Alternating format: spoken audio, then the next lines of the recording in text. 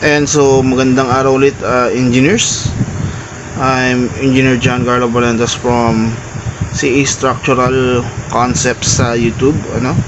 So tutuloy na natin yung ating reinforced concrete concepts. And ang pag-uusapan naman natin ngayon is strains in flexural members. Okay, so when we say strain, it is directly proportional to the distances from neutral axis. So yun yung laging assumption natin from the code, na yung strain natin, yung strain variation natin is directly proportional to distances from neutral axis, both yung compression side natin and tension side. So pinakita natin yun dun sa last video. So habang lumalayo from neutral axis, for the compression side is from neutral axis papunta dun sa kanyang topmost fiber, so mas tumataas yung strain. And then yun sa tensile side naman natin, o tension side, is from the neutral axis and then up to the centroid ng ating bakal, is doon din matatagpuan yung pinakamataas na strain natin doon sa ating tension side. Okay, so pero may limit siya. So may binigay na limit dito sa book. Nag-drawing ako dyan ng isang beam, supported siya ng column, so 2D drawing. Ayun, makikita natin yung depth and then yung clear span. So yung assumption daw na yun is not is not applicable pag yung depth over clear span ng ating beam is larger than 0.25. so meaning pag masyadong malalim yung beam mo, it's not applicable. So pag sabi din dito sa code is for compression side, bibigay sila sa atin na limit. For strain, which is, ayun, lagay ko na lang as Emax or E-yield, parehas lang yan. So ang pwede lang natin gamitin for concrete or for the compression side is 0.003. so yun yung ating sa concrete, maximum strain. Okay, so actually sa actual is 0.003 is a little still conservative. Okay, so conservative pa yan. So nilagay na automatically yung parang factor of safety natin. So kung tutusin, pwede pa nating taasan yan.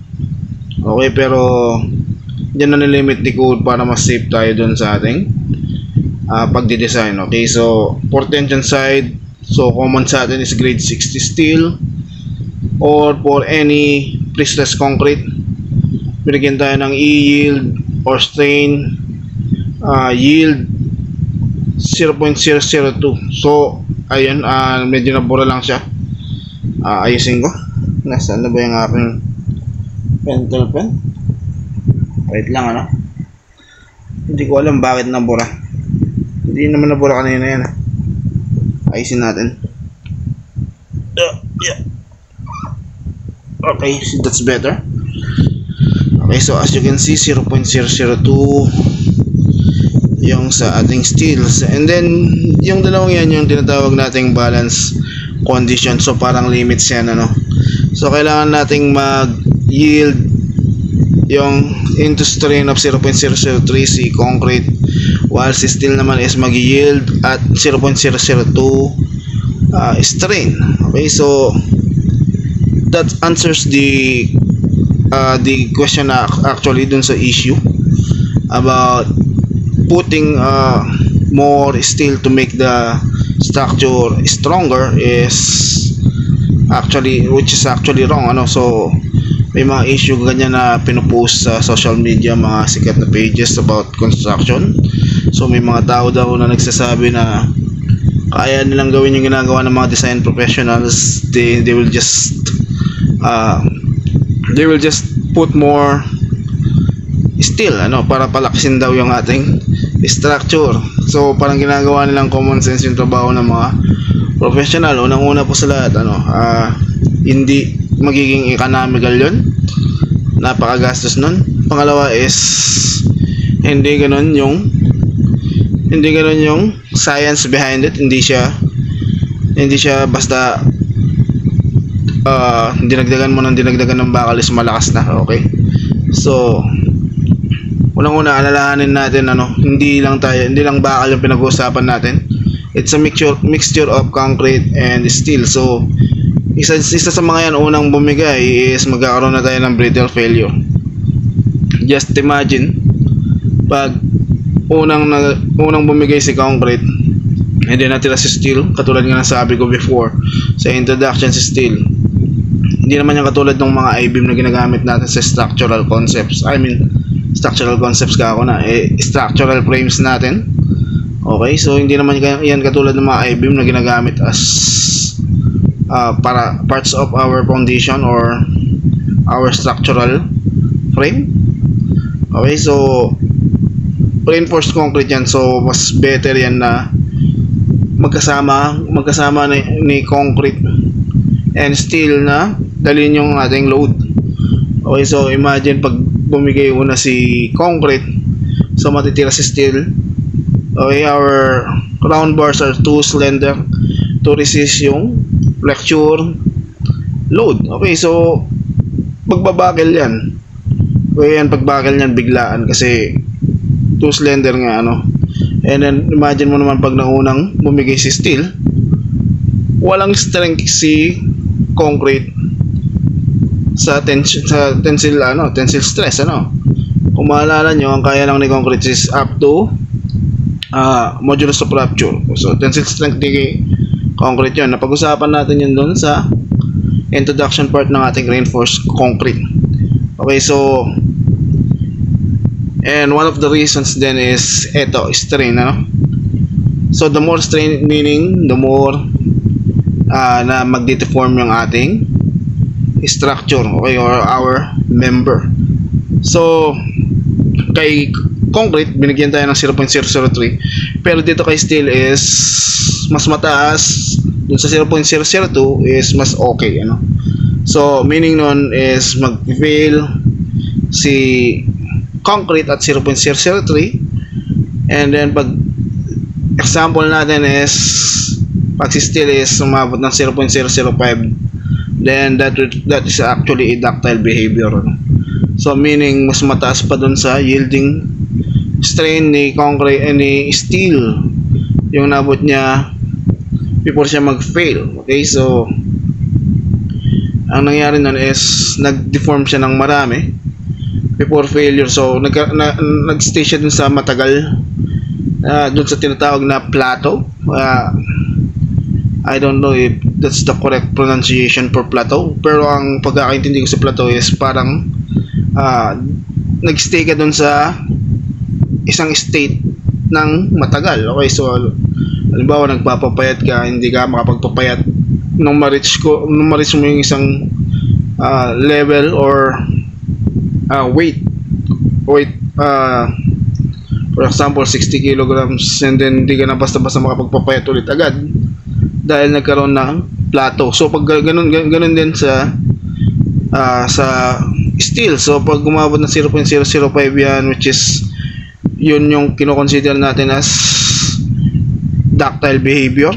Okay, so before siya nag-fail kasama ni concrete, meaning is nag-deform siya ng marami, so magkakaroon siya ng deflections visible to our naked eye. So malalaman or magiging aware yung mga tao na nasa loob ni structure or mga pumapasok sa loob ni structure na magpe-fail na si structure before pa yan mismo mag-fail. Ang problema kasi pag dinagdagan mo ng sobrang steel is bumababa si strain. So maaaring si strain natin is bababa yan ng sobrang baba, mas mababa pa kay yield. Okay, so yield natin 0.002, mas mababa dyan is magiging compression controlled na. Okay, so about compression controlled structures, tension controlled and balanced structure, papag-uusapan natin yan doon sa mga susunod nating videos. Okay, so ito is an introduction lang natin sa strains in flexural members. So yun yung balance natin, and I hope na gets nyo na kung bakit yung steel natin hindi pwedeng basta dadagdagan mo lang. So kay steel mas maganda na mas mataas yung strain mo, pero may limit din. So pag-usapan natin yan dun sa next part.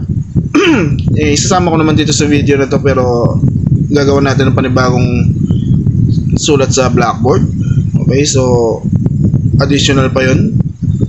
And then dito sa baba may nilagay lang ako kasi gusto ko lang ipaalala tong Hooke's Law, ano? So doon natin nakuha yung 0.002. So doon kinuha ni code for grade 60 steel with which has a strength of 60,000 psi. So Fy over E, or yung strength niya over the elasticity of steel. So nakuha na ng value ng 0.00207. So dyan nagaling yung yield natin or yung strain yield natin mula sa code. Okay, so that's actually from Hooke's Law. Yung Hooke's Law yung ginamit nilang formula. Okay, so elasticity is equals to stress over strain. I-review lang natin yan. So reminder lang. Okay. So ito na, engineers, ano? Ito na yung continuation ng ating tension and flexural members. Okay, so maliwanag lang natin yung compression controlled structures and then tension controlled. What is that? Ito lang yun. Of course, the balance, katulad na nasabi natin kanina, is 0.002. Yung yield is strain ni steel, and 0.003 yung yield strain ni concrete. Actually, concrete, katulad nga nasabi ko, 0.003, hindi naman talaga yung yield strain ni concrete. But to be safe, yan yung nirecommend sa atin ni code. Okay, so nakasulat dyan, pakibasa, if concrete attains strain of 0.003 before steel yields. Okay, so before matin is steel yung 0.002, that will be called brittle members. Okay, and or compression controlled. So yung mga brittle members dyan yung biglaang bumabagsak, malutong kumbaga. Okay, so as you can see, ang naging problema kasi doon is kung nag-yield kung nag 0.003 yung strain ni concrete, and then si steel is wala pa sa 0.002, hindi pa siya nag-yield, is babagsak biglaan yung ating structure nang hindi nanonotice nung mga nag-occupy o gumagamit ng structure, kasi nga yung strain natin is napakababa. Okay, so hindi siya magpapakita ng warning, or hindi siya magde-deflect before failure, basta na lang siya babagsak. Okay, so brittle members, so kailangan natin yang iwasan. So paano natin maiwasan yan? Huwag mong sobrahan yung bakal mo. Okay, so kaya pwede mong lakihan yung concrete mo. Okay, so pwede mong lakihan yung concrete mo para bumaba yung steel percentage natin. Okay, so naglagay ako ng limits dyan. Katulad ng sabi ko, may limit tayo na kailangang sundin. So 0.002 and then 0.004, may limit na may binigay sa atin is pag yung ating structure is actually loaded of equal or more than 0.10 of the concrete strength, or FC prime, multiplied by the area gross. Okay, so kung ganyan yung actual load, and actual load yung dinadala ng ating structure, is hindi tayo pwedeng gumamit ng steel less than 0.004, strain steel na less than sa 0.004. Okay, so kailangan 0.004 yan pataas. Okay, bakit hindi pwede?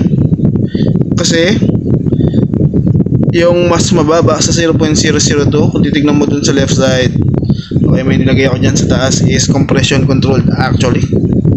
Okay, so katulad ng sabi ko, less than 0.002 is brittle members, compression controlled, so we don't want that. And then 0.004 is the minimum after 0.002 na kailangan natin gamitin pag actually loaded yung ating structure. And then yung value niya is, value ng load is greater than or equals to 0.10 FC prime multiplied by area gross. Okay, and 0.005, of course it's ductile, 0.005 pataas, and it is the tension controlled member. Okay, so that's what we want for our structure is so mataas yung ating strain, so malaki yung deflection bago siya mag-fail. And then 0.003 si concrete, then 0.005 pataas naman si steel. So that's what we want, that's what we need for flexural members. Of course, needs to be tension controlled. Okay, so bakit hindi tayo pwedeng gumamit dito in between? Okay, so 0.002 to 0.004. Kung mapapansin mo, compression controlled tayo dito sa left side, and then sa right side is tension controlled tayo. So as per book, ito kasing 0.002 to 0.004 is actually a transition from compression control to tension control. So nagta-transition mo lang yung ating structure dyan, no? So yun yung transition point. So medyo maselan yan, as you can see. So hindi tayo safe na gumamit ng steel na may ganyang strain. So for actually loaded, pinakamababa 0.004. Although dito sa 0.004 as per book or sa code natin is medyo magastos daw ang ating design pag dito tayo magdi-design from 0.004. So as much as possible, gawin na lang natin is palakihan natin yung ating area of concrete, o kaya bawasan yung bakal natin para umabot na 0.005. That's the best case scenario na pwede natin gawin. Okay, so that's the lesson natin for today, guys, for civil engineers students. Okay, so I hope that you understand now the difference between compression controlled and tension controlled structures, and of course yung ating pinag-aralan about strains. Okay, so napakahalaga niyan. Okay, and if bago ka pa lang dito, I hope that you consider subscribing on my channel and turn that notification bell on, because lahat ng pag-uusapan natin dito, lahat detailed, okay, detalyadong explanation ng concepts of civil engineering, different subjects. I devote some of my time making these videos up. I actually dream of a channel na merong complete subjects ng civil engineering, because I believe that this type of videos lives on than just kaysa dun sa magbablog ka lang or mag-entertain ka lang ng mga tao.